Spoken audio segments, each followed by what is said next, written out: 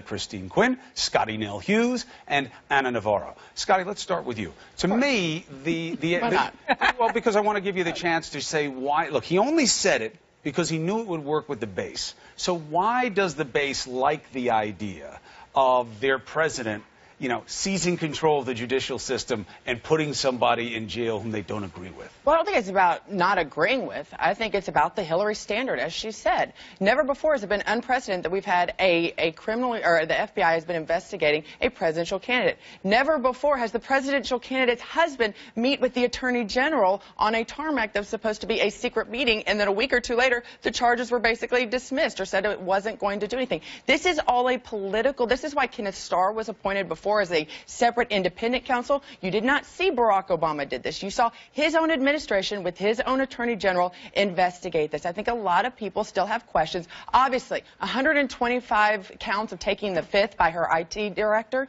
and several others that are getting cleared. They're getting special coverage. And anytime you have to use words like bleach bit or hammers to destroy property, something leaves this idea that something legal did not happen here. I think Scottie leaves out a very important and really critical point of this issue, which is that the FBI and the director of the FBI is somebody who all parties would believe is a man above reproach, right? Not really political, just a law enforcement guy, has reviewed this, investigated it fully, kind of litigated it out in that sense, and said there were no charges here. Did he say... he said there was wrongdoing. Wait a minute. No one interrupted you, and we're New Yorkers. He said that she acted badly, carelessly. She admits that, apologizes for it. Very different than Donald Trump. And he said nothing was done here that needed to be followed up on. Period. That is the point here. And Donald Trump, I get why he keeps bringing it up, and I think Hillary was right to move off of it. But he just keeps bringing this up because it's really the only thing it has, and it tries to move him away, but move him away from other problematic issues. But let's talk about the courts. I don't want to overlook the point last night when the question was asked by someone from the audience about who would you appoint to the Supreme Court. Yeah. One of the biggest powers a president has, and point right now where the court is stymied. Yeah. Because I mean, it's terrible. Well, it's 4-4. Yeah. So she made it very clear she wanted experienced people, diversely experienced people, not just white shoe law firm lawyers and somebody who's clerked a little bit. Diverse law experience and people who will overturn Citizens United, reaffirm voting rights, support Roe versus Wade, and support marriage equality. That's what the vast majority of Americans want. Well, go ahead, Anna. Let me tell you, I think out of everybody on the panel, I'm the only one who's actually fled communism and fled dictatorship. And when you hear the potential next president of the United States say that if he becomes president, he is going to unilaterally put a political opponent in jail, should scare the bejesus out of all of us. Yep. I can tell you it scared me. I sat there thinking, Lord, if this man becomes president, I'm going to jail. And that's after he waterboards me and he audits me and takes all my money. Chris Cuomo, I hope you can still practice law. I hope that you will represent me pro bono and make sure you get me conjugal visits and wine inside that jail. Go ahead. Got anything for that? Well, I think here's the deal. Hold on. It's a true point. I'm going to set aside the visits and the wine for a second. To have someone who wants to be president stand up and kind of admit there will be no balance of power and that people... You're taking it too far. You're taking it very much too far. He said he'll appoint... This is about the action.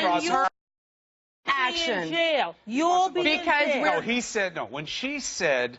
It's a good thing we don't have someone like him in charge of the law, although we don't have anyone in charge of the law. He said, yeah, because you'd be in jail. That was a tit for tat. That wasn't a promise. But that was big words. Hold on, because we believe that he believes we have enough, if someone independent were to look at the case of what happened, that there is enough criminal activity. I heard it a different way. I heard it a different way, and that is that all of the voters and the people in America who say that they have so much fatigue from this election and from all of the combat and from all of the toxicity of this election, and they just can't wait till this election is over. What I heard him say was, no, it will continue. The vendetta that I feel against this woman, if you elect me, I will continue this this fight. I think it's more one of those that the actual justice will be served, that we'll actually have an independent counsel to it. And to the point about Supreme Court justices... Hold on a second. Why is that justice? Why is what we saw with Ken Starr? By the way, Clinton appointed the first special prosecutor into that matter. I don't know why the hell he did that, but he did. And then Congress came in and brought in Starr.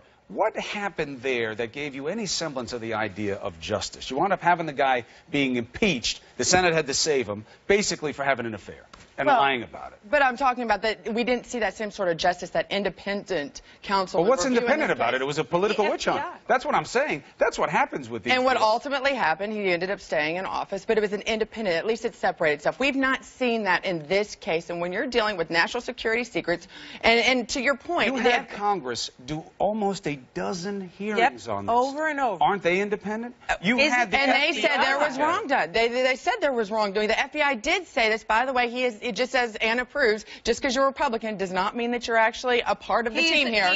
Well, he shouldn't be a part of the team. Just the FBI director should be on you keep saying that he was appointed by a Republican. I'm sorry.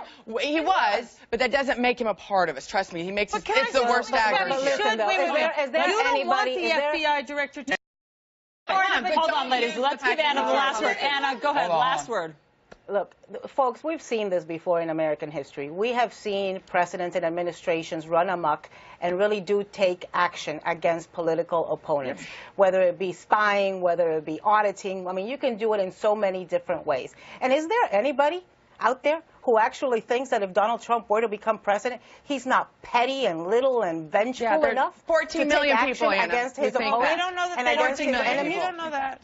You don't know that. Well, they may like him here's what we know. Donald Trump promised that if he's president of the United States... other than the people drinking a lot of orange Kool-Aid. Right. See, once again, you insulted just like Hillary Clinton. That's why she appreciates your support, Anna. Look, all it is She's is... not supporting Hillary. Well, she does with her work. She's supporting her mother. Ladies, thank you very much. We got to go to break. Nobody has the market cornered on insults in this election. They're all over the place. He did promise to be different, and that would be more of the same. Trump had the tougher job last night, no question about it, because he was trying to not just live down what he said about women, he was trying to expand his base.